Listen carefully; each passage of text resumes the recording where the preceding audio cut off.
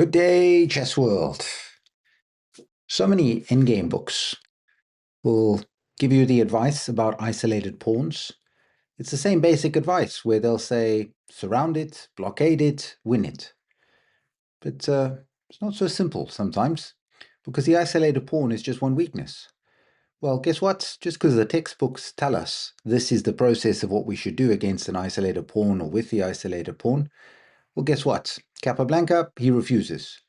He never captures this isolated pawn. As a matter of fact, he puts very little pressure on the pawn. He rather trades into a completely different endgame. So welcome back to our series on Capablanca's best chess endings. We have this wonderful game here where Capablanca is white against Akiba Rubinstein.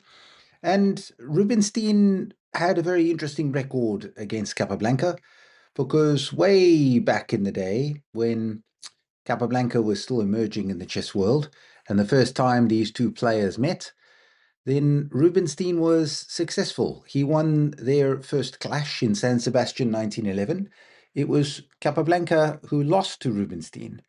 But this game is many decades later, and Capablanca is, well, the unstoppable force, if you will.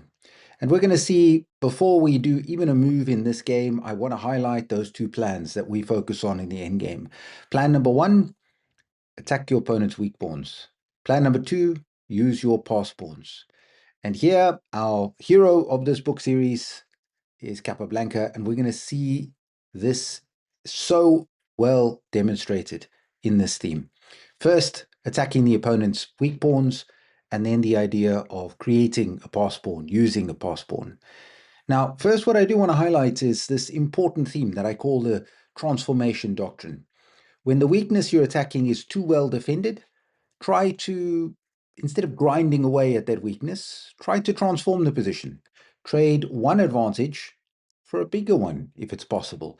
Because in many cases, when you've tied your opponent down to a weakness, their pieces become less, diminished. And we're going to see how Capablanca does that in this game and takes advantage of it. So let's jump into this wonderful position and get our understanding of Capablanca and his ideas. So we have ourselves this wonderfully interesting position from Capablanca. First and foremost, he's just captured on e4, and Rubinstein decides to play knight to f8. Fundamentally, the idea from Rubinstein is to say, well, look, Kappa, I'm happy if we are going to trade queens, and if we're going to trade queens, you do it for me, which is great advice. It's a great theme for you to try and look at getting in your own games. But as we'll see, knight f8 is a small error because it loses control of the open file. So Capablanca immediately jumps in. Queen takes e6, pawn takes e6, and then rook to e7. Now let's unpack. What did Capablanca get by trading queens? Well, fundamentally, his king was a little bit weaker because he'd already moved these pawns. And for those of you following along on the notes and going through the course that I've put together for this self-study and work on these themes, for the other ones, you can sign up with the description below. Well, then you know that my advice to you is that the side with the weaker king should typically look to trade queens, because then it is less likely that their king is going to be brought with a giant attack. But the nice thing that we can see from Capablanca's one is the weak king turns into the mobile king. So this is one of the benefits he does get. The second benefit is this immediate invasion. And I do want you to see that now. I think Rubinstein underestimated the problem because he thought, well, this pawn's not isolated anymore. I can push the pawn. So here the rook invades to the 7th, and I think this is a very influential moment because now suddenly the rook becomes the dominant piece.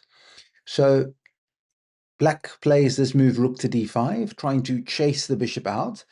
And this is an inaccuracy from Rubinstein because he should certainly have been trying to get his rook active with a move like d3 in this case. So bishop takes, pawn takes, and at first sight, the exchanges have in many ways helped Rubinstein because he had an isolated pawn before, he doesn't now. Even after the queen trade, the rook pawn was isolated. Now it's certainly not. But Those are hanging pawns, and immediately we see from Capablanca the pressure onto this pawn. So the rook moves to b7. Thank you very much. We put that little bit of extra pressure onto the pawn. Knight d7. The knight is tied down to defending. So the rook moves across, and the opponent's rook is tied down to defending. Now look at this moment from Capablanca. Check, knight f8. This is the point. This is why you want to attack your opponent's weak pawns, because you want to tie down their pieces. You want their pieces to become diminished. And if we notice black's rook, is it as good as white's rook? Certainly not. The knight on f8 has now been restricted to defending. So immediately, what is our plan? Well, I would prefer, from the principles we've actually seen from earlier with Capablanca, get every piece involved. And I think now is the moment where Kappa should have played king f1, with the idea, of course, that the king is going to try and march itself in. Instead, he goes a good move as well, knight d2. The intention is that there is a threat of the knight coming into this c4 square, going after the pawns. And here, Rubinstein, it might not seem like it, but he makes the mistake that is putting him completely in a worse position. Black's defense should be focused on trying to trade off pawns because they are a little bit weak in this position. Why are they a bit weaker? Well, the rook, as I said, is tied down. The knight is tied to defending the king. Well, white has nothing that they have to defend at this stage. So it's very instructive just to take that lesson here where we say, okay, let's trade down. How? How do we trade down in this position? So the key theme is he should play d3. The point being that then after pawn takes, rook takes, knight into c4, b5, he's got a shot. He's got a shot, but it's certainly not an easy one. Instead, we get this moment now with pawn to c5, and immediately the knight jumps in. Rook to e6. And what does Capablanca do? Rook to b8. Brilliant job. Absolutely brilliant work. What has he achieved in this case? Well, he's managed to make sure that he got the pawn to move forward, the c pawn, leaving this one as backward, and then he targeted that back pawn. So very instructive. Also, that invasion of the rook on the 7th, and then use of this 8th rank and the maneuvering that's happened. So very impressive at this stage. So now we get this move rook e1 check, king to g2, and here's a little quiz for you. Let's see, you can put this in the comments.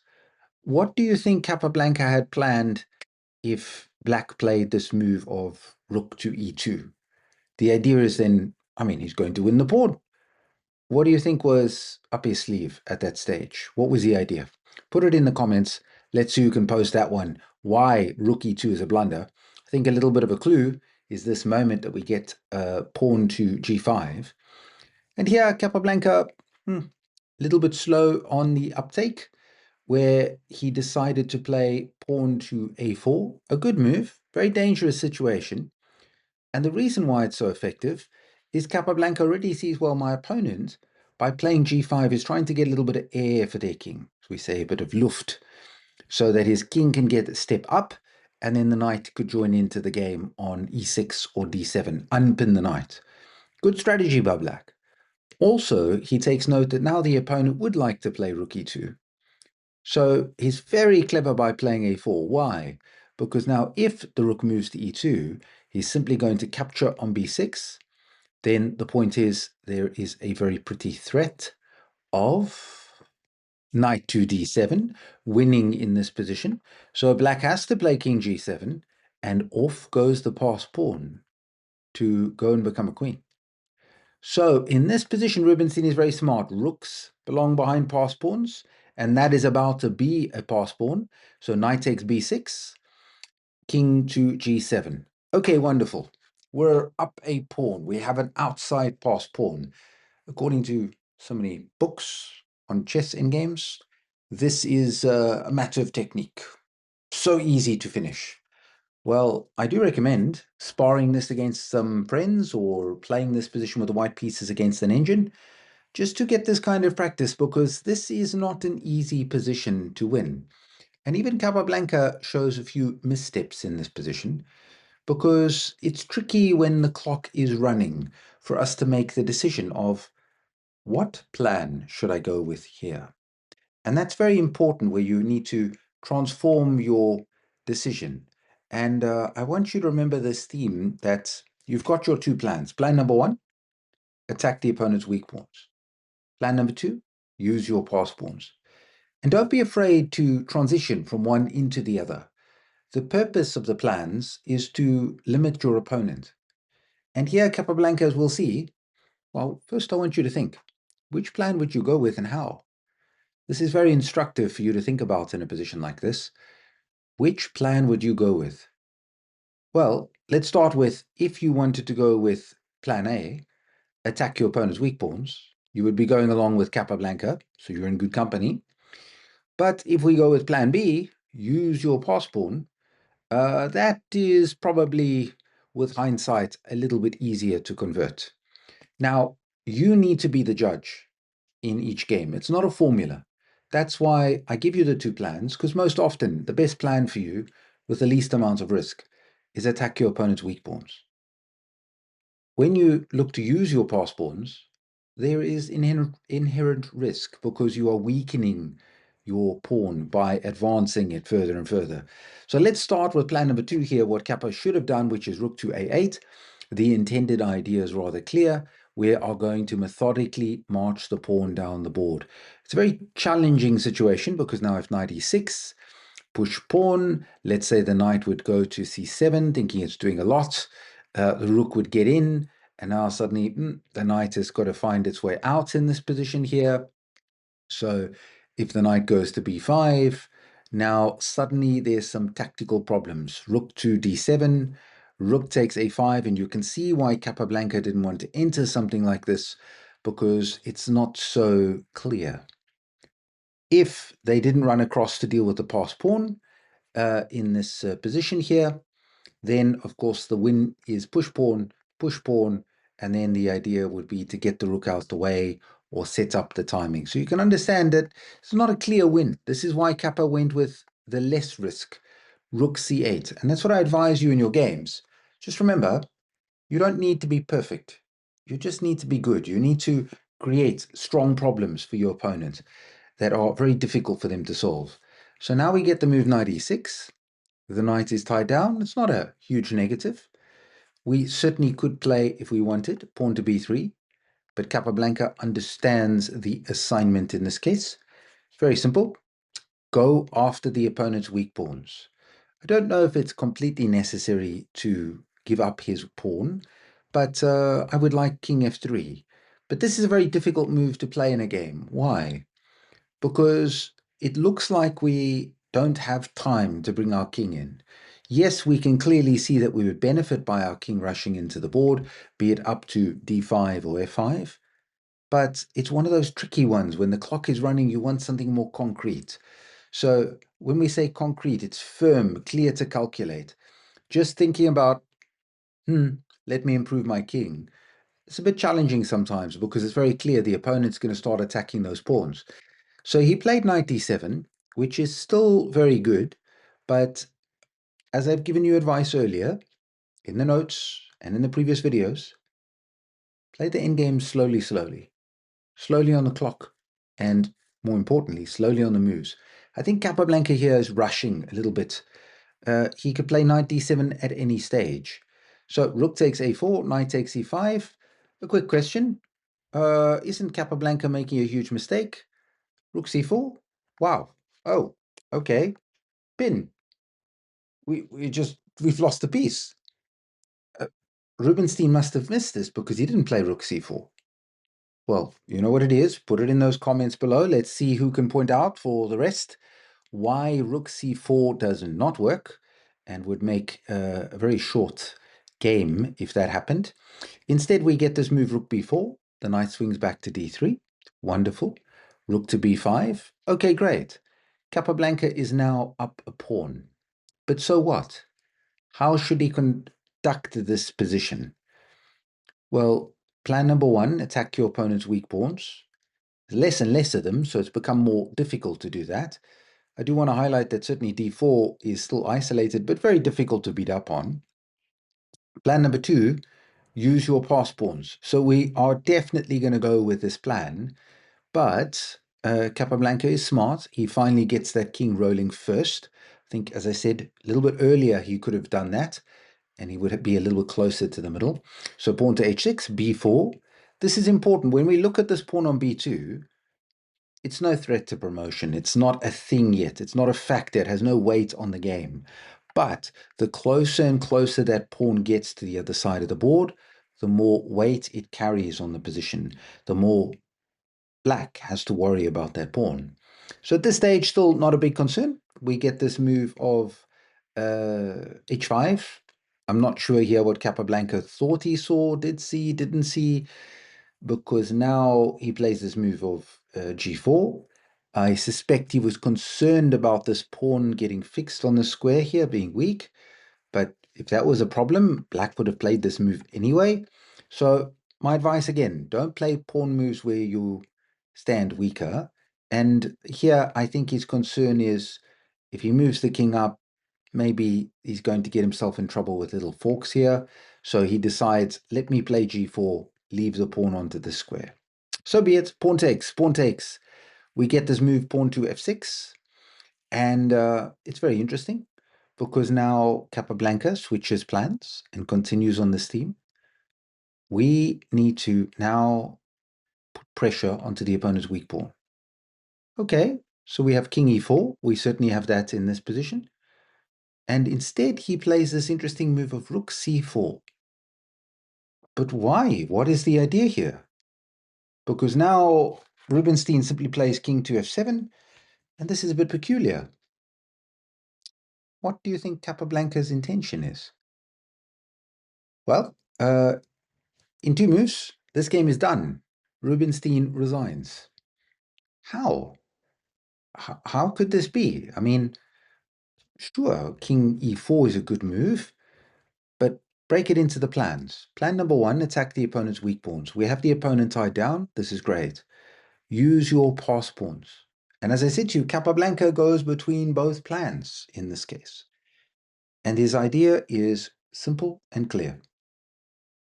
He now gets and forces this opponent's knight off the board, knight to c5.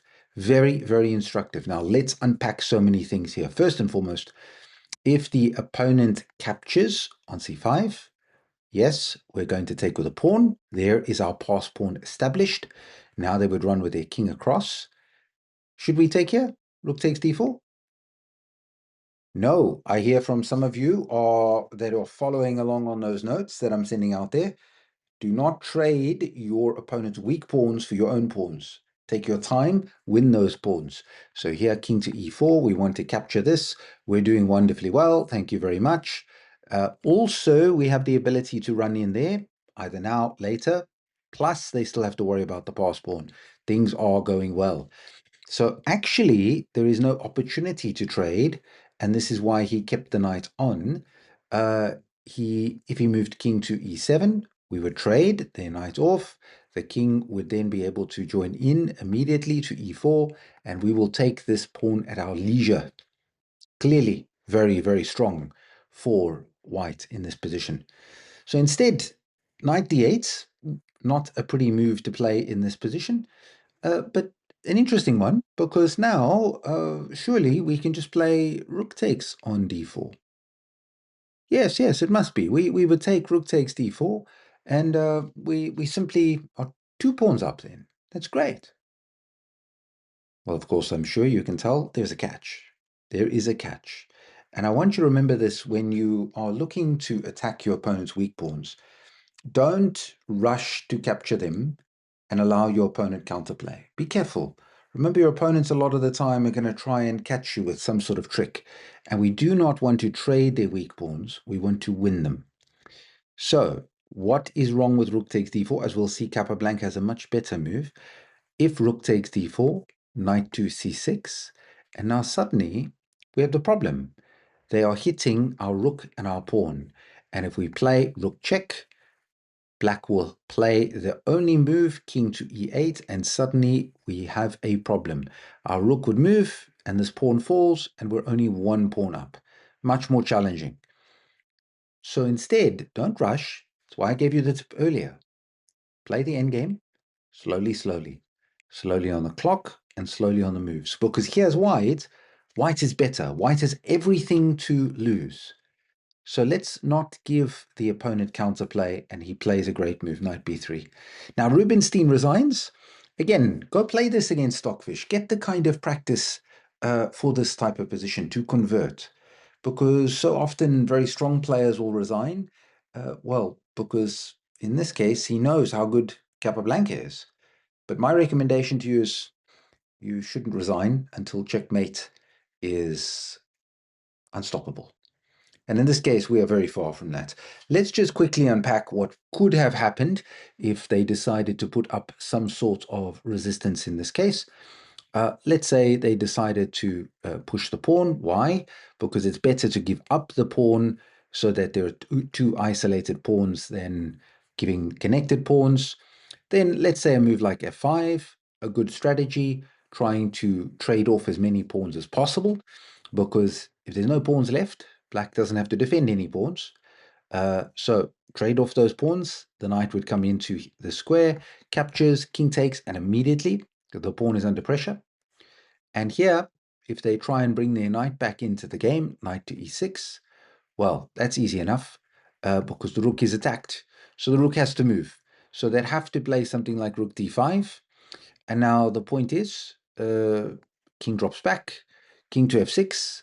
And in this situation, again, don't walk into little careless traps, but the king walking across to go help those pass pawns, and this will bring us success. Now, let's fundamentally unpack this moment of resignation, and what we can look and learn from it is that Capablanca was not hyper-focused to win the isolated queen's pawn. He eventually does win the pawn, but his big focus was playing elsewhere on the board. So I want you to take away sort of, should we say, 4 lessons from this one. First and foremost was that transformation of the advantage, where he traded up, technically. He traded off queens, and that allowed his rook to invade on the other side of the board. Very instructive. A big weakness for many players is they will stay in the same pawn structure that they have, even if it doesn't benefit them. So as we could see from Capablanca, his pieces did the work, and that is so important. The 7th rank. That invasion on the 7th rank was such a big deal. And I want you to again and again store that in your memory banks, because it has come through so often in Capablanca's game. This idea of invasion, getting to the other side of the board, and the chaos this rook was able to cause this whole time on the back rank, on the 7th rank, all because it was able to invade after the queen trade. Then the third theme, activity. Why do we want to attack the opponent's weak pawns? Is to tie down the opponent's pieces. That means their pieces are passive.